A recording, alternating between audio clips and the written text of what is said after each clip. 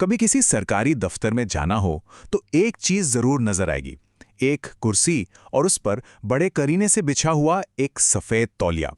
अब ये इतना आम नज़ारा है कि हम शायद ही इस पर कभी गौर करते हैं, है ना? पर रुकिए, ये सिर्फ एक तौलिया नहीं है। कभी सोचा है कि ये असल में है किस लिए? और देखिए, ये सवाल सिर्फ क्यूरियोसिटी का नहीं है, ये तो एक तरह से भारत की पूरी एडमिनिस्ट्रेटिव कल्चर की परतों को खोलने जैसा है।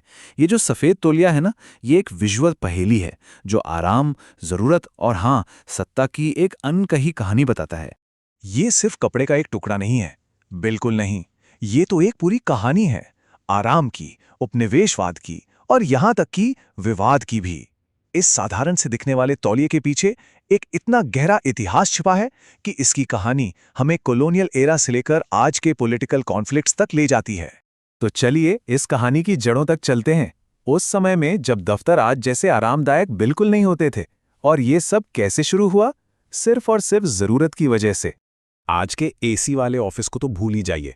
जरा कल्पना कीजिए उस दौर की जब अफसर गर्मी, धूल और लंबी लंबी यात्राओं के बाद दफ्तर पहुंचते थे। पंखे तो थे, लेकिन बिजली, वो कब आएगी कब जाएगी कोई भरोसा नहीं। तो ऐसे में आराम और सफाई ये अपने आप में एक बहुत बड़ी चुनौती थी।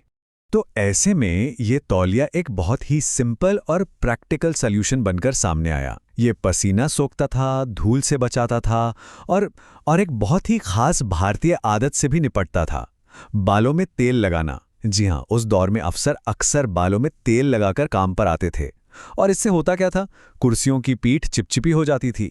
तो ये तौलिया उस कुर्सी को तेल के दागों से बचाता था। कितना प्रैक्टिकल था, है ना? लेकिन समय के साथ इस तौलिए का मतलब ही बदल गया।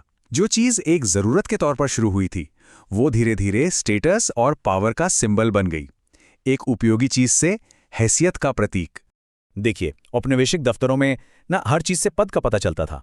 कमरे का साइज क्या है, मेज कैसी है, दरवाजे से कितनी दूर बैठे हैं, हर चीज एक संकेत थी। और इसी माहौल में ये तौलिए वाली कुर्सी एक सीनियर ऑफिसर की एक बड़ी साफ पहचान बन गई।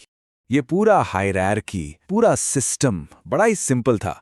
अगर कुर्सी पर एक साफ सफेद तौलिया बिछाए तो मतलब वो किसी बड़े साहब की है, और बाकियों के लिए साधारण कुर्सियां जिन पर कोई तौलिया नहीं।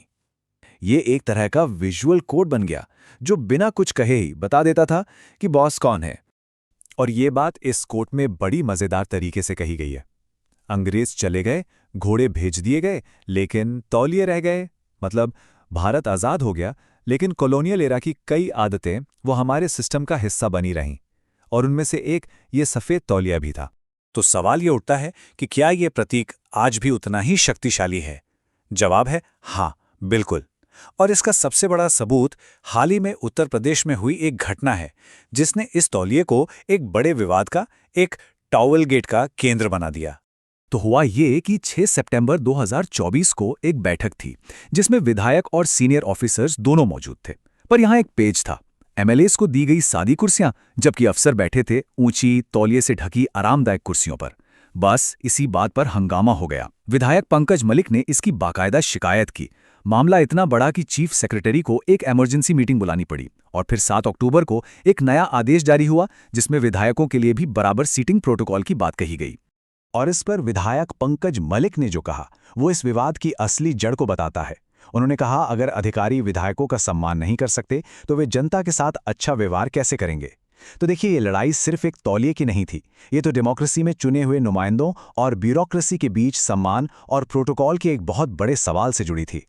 तो चलिए अब इस पूरी पहेली के कुछ आखिरी और बहुत ही दिलचस्प टुकड़ों को समझते हैं। ये आंकड़ा जरा देखिए, 1000। ये वो संख्या है जितने तौलिए अकेले लखनऊ के स्टेट सेक्रेटेरिएट में हफ्ते में 2 बार बदले जाते हैं। करीब 1000।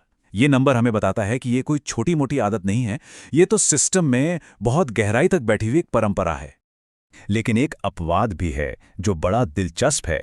उत्तर प्रदेश के मुख्यमंत्री की कुर्सी पर सफेद नहीं बल्कि भगवा रंग का तौलिया होता है, और ये दिखाता है कि कैसे इस पारंपरिक प्रतीक को पॉलिटिकल आइडेंटिटी जाहिर करने के लिए भी इस्तेमाल किया जा सकता है। मतलब इस साधारण से तौलिए में एक और परत जुड़ जाती है। पर एक सवाल और है, आखिर सफेद रंग ही क्यों? इसका चुनाव भी बड़ा सोच समझकर किया गया है। एक तो ये सफाई और फॉर्मेलिटी का प्रतीक है, दूसरा इस पर जरा सा भी दाग तुरंत दिख जाता है, तो ये पक्का लेता है कि इसे बार बार बदला जाएगा। कुछ लोग तो इसे ट्रांसपेरेंसी और ईमानदारी के प्रतीक से भी जोड़कर देखते हैं। और हाँ, इसे धोना और एक जैसा ब्लीच करना भी तो आसान होता है। तो पसीने से बचाने वाले टूल से लेकर सत्ता के प्रतीक तक ये सफ़ेद तौलिया भारत के अतीत और वर्तमान दोनों की कहानी कहता है। अगली बार जब किसी सरकारी दफ्तर में ये तौलिए वाली कुर्सी दिखे तो याद रखिएगा कि ये सिर्फ एक कुर्सी नहीं है। ये इतिहास, परंपरा और सत्ता का वो प्रतीक है जिसने बदलते भारत के साथ साथ खुद को भी बदला है। और ये कहानी हमें एक बड़े सवाल के साथ छोड़ जाती है कि हमारी रोजमर्रा की जिंदगी में ऐसी और कौन सी चीजें हैं जो अपने अंदर सत्ता और इतिहास की इतनी बड़ी बड़ी कहानियां छिपाए बैठी हैं। शायद हमारे आसपास ही हैं, बस हमने उन पर कभी ध्यान नहीं दिया।